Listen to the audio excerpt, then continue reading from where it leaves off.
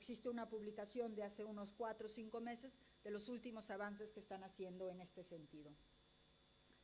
En el Hospital Universitario de Colorado, básicamente se ha creado un proyecto para poder, a través del registro de datos clínicos, para poder sumar esos datos a datos externos, comentaba yo. Por ejemplo, registros de pólizas de seguros, accidentes que se han tenido a lo largo de la vida del paciente, elementos del clima y del ambiente, grado de contaminación en la ciudad que está, etcétera. Con todo eso, puesto, como decía, en una licuadora, básicamente lo que se ha hecho es, este proyecto se ha hecho para 2,000 pacientes diferentes, 2,000 pacientes de diferentes edades. Ahí colabora también la universidad, el departamento de pediatría del Hospital de Colorado y una entidad que se llama, voy a tratar de recordar el nombre, Medical Center Prevention o algo así, perdonadme porque me lo estoy inventando, pero básicamente es una entidad que a través de todas estas colaboraciones lo que hace es crear modelos basados en Machine Learning para poder predecir el riesgo de enfermedades que tienen una alta, una cierta implicación por el histórico genético que tiene este paciente, o comparar patrones de manera que pueda distinguir si hay una cierta secuencia en los datos y unos ciertos patrones se comportan de esta manera, poder determinar cuál es el riesgo de que esta persona padezca o tenga o pueda entrar en un tratamiento preventivo antes de esto. Esto está en una fase de piloto, pero ya decía yo que hay aproximadamente unos 2,000 pacientes que están en este tratamiento. Y luego, finalmente, en el mundo del dato y la parte genómica, es con el Centro de Estudios de Genoma, básicamente se inició un piloto en donde básicamente se tenían como objetivo tres tipos de perfiles: enfermedades raras en los niños, enfermedades cardiovasculares y enfermedades pacientes con ciertos antecedentes de cáncer. Entonces, nuevamente, con estos tres perfiles y con la capacidad de poder llevar todos los registros médicos, modelar patrones, encontrar patrones que permitieran identificar o predecir que había un riesgo mayor o menor en cuanto a la posibilidad de que existiese una enfermedad para ellos. Esto decía la gente de Stanford Medicine, y es básicamente la capacidad que te puede dar la tecnología de poder analizar y procesar información que en otras circunstancias no podrías hacer. Y aquí mi último paréntesis es en cuanto a la democratización de la inteligencia artificial, que lo he mencionado, pero me gustaría ir un poquito más allá. Hemos escuchado un montón de inteligencia artificial en los últimos años.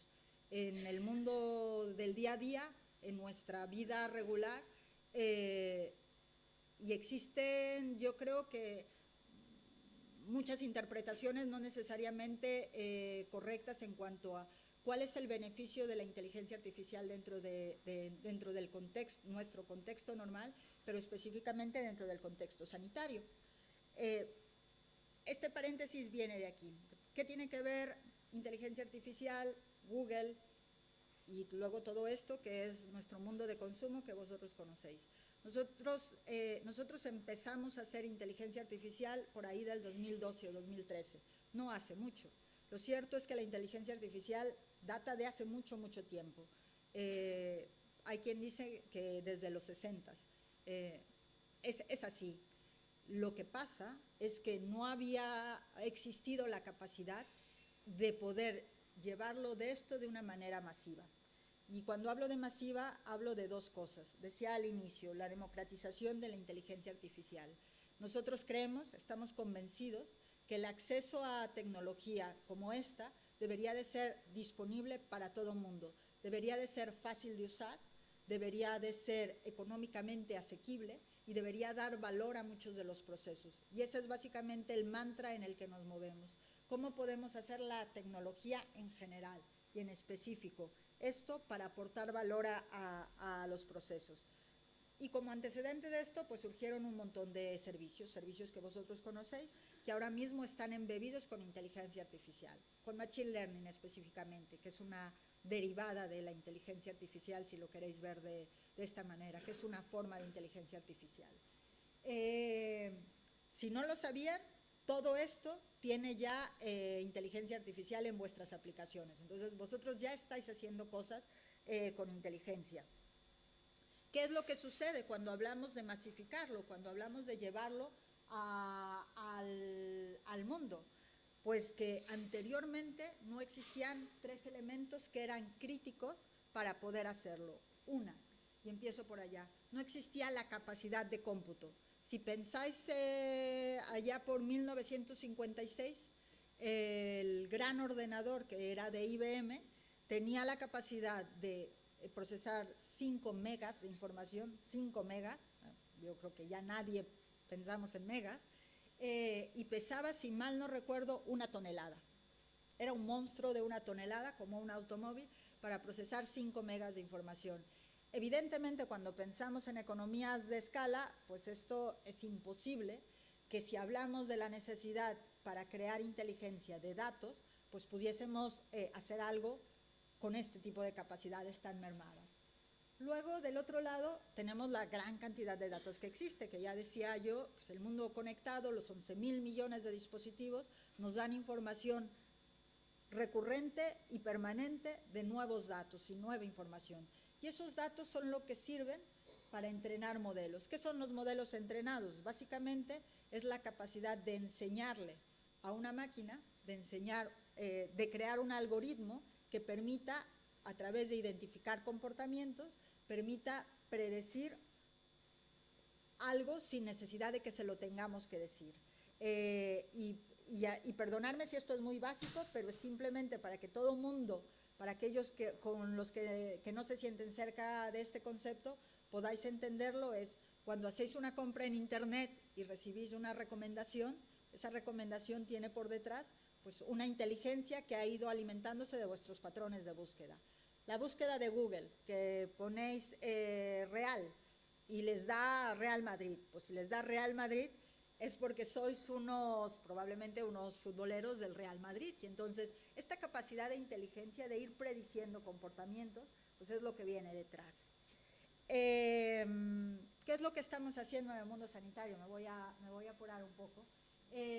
Estamos haciendo muchísimas cosas, y también es cierto que estamos haciendo muchísimas cosas, muchas de ellas en fases incipientes, pero yo estoy convencida, porque además lo veo y lo vivo día a día, que este es básicamente el camino a seguir. Quería compartir con vosotros el caso de Verily. Verily es una empresa de Alphabet, nuestra empresa madre, que hace algunos años era parte de Google, Google Brain se llamaba. Una historia en donde los proyectos más chulos y más interesantes de innovación salen de esa parte.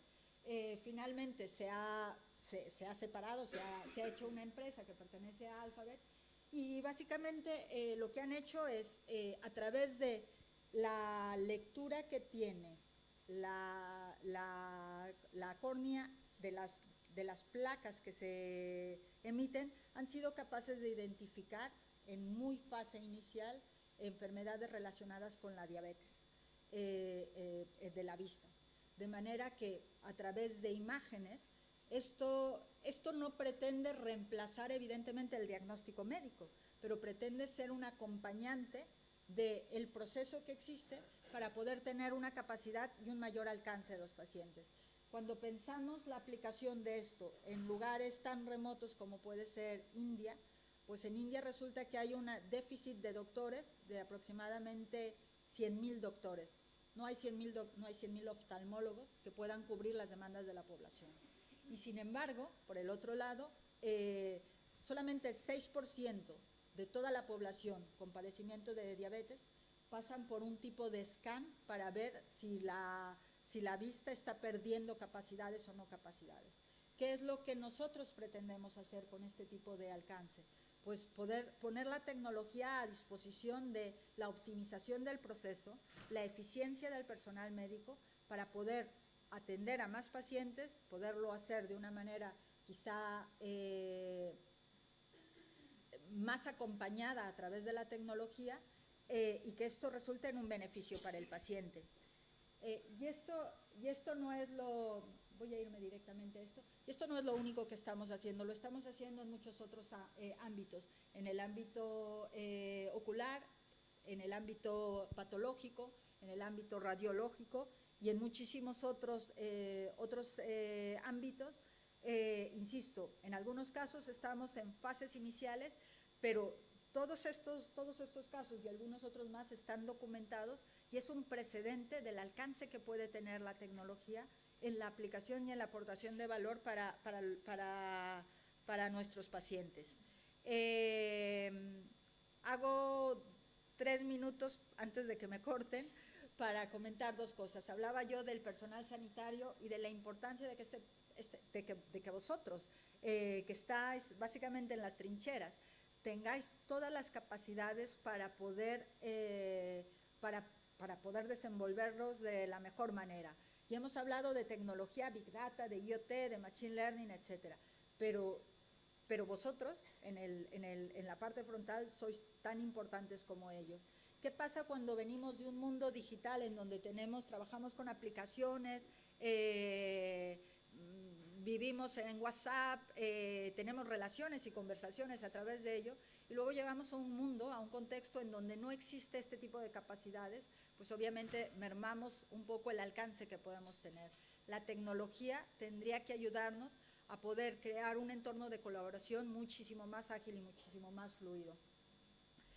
Nosotros estamos haciendo esto en algunas organizaciones de investigación, organizaciones médicas, en donde a través de la tecnología tan simple como tener una identidad digital como vosotros, médicos, doctores, enfermeras, que podáis ser una persona con toda la capacidad digital de entrar a los procesos de los hospitales, de reducir los procesos en papel, de poder recibir información digital, que en muchos casos esto no sucede. En muchos casos todavía vivimos en el mundo de papel y en el mundo analógico. Cierro con 2 cosas. Lo he dicho antes, pero es importante repetirlo. Google es una empresa tecnológica. Lo que yo sé es tecnología, y lo que he tratado de contarles aquí es un poco cómo la tecnología está convergiendo cada vez más en el mundo de salud.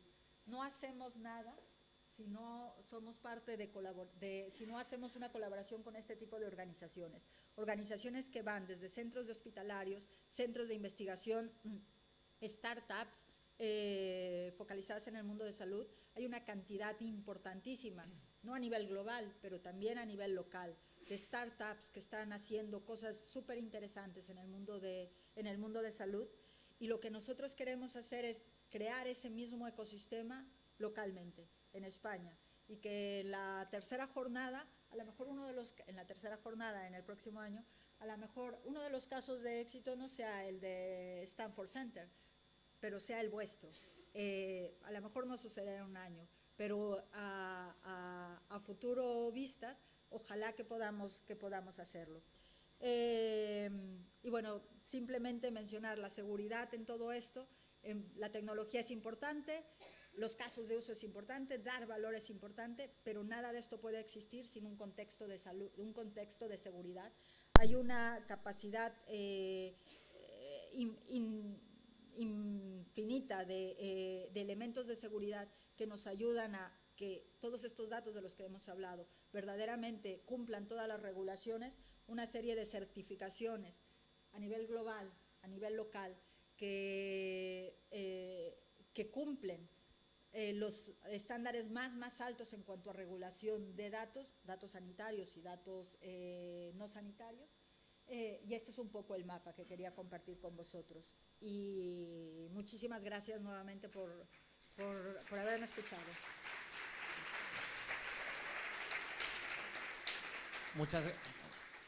Muchas gracias, Rosa. Vamos un poquito mal de tiempo, pero hay tiempo para una pregunta. Si queréis hacer alguna pregunta. Bueno, pues te la voy a hacer yo. Vivimos en un mundo en el que la protección de los datos es una de las principales necesidades que se intentan establecer en los servicios, y siempre el sector sanitario es bastante receloso a colaborar con servicios externos, especialmente empresas que comercializan datos, como puede ser Google, y en este sentido, ¿cómo se va a garantizar la protección de datos de los pacientes, sabiendo que esos datos nunca van a ser comercializados ni utilizados de forma propia por los servicios tecnológicos? Correcto. Tres piezas muy rápido en esa respuesta. En el mundo cloud, en el mundo empresarial, la capacidad es la misma, pero el nivel de servicio es totalmente diferente en cuanto a vosotros sois los dueños de esos datos y nosotros somos básicamente el que procesa los datos, el que damos el servicio. Esto está contractualmente establecido y ahí existen marcos de trabajo como la GDPR, en donde no existe la posibilidad de romperlo bajo una penalización inmensa para una compañía como Google. Pensar un momento en que efectivamente Google tiene una historia en el mundo de consumo, pero la otra gran parte de nuestro mundo es el mundo de las organizaciones y las empresas. Cualquier brecha de seguridad que nosotros pudiésemos tener, cualquier exposición de datos que no sean nuestros, básicamente es ponernos la soga al cuello. Entonces, altísimamente estructurado esta relación contractual, número uno. Número dos, es cierto que en el mundo de salud, por regulación o por política interna, pues existe un cierto recelo a decir, te comparto mis datos clínicos o no clínicos, pero datos de mis pacientes. Existen muchos mecanismos para ofuscar esos datos, procesar, enseñar modelos en la nube y que cuando bajen se desofusquen. Es decir, nosotros tenemos la capacidad de procesar esos datos sin tener que tener el detalle de esos datos, sin verlos a esto. Y existen muchas técnicas para poder hacerlo. Pues muchísimas gracias. Nada, gracias a vosotros. A continuación damos paso a la segunda mesa de debate.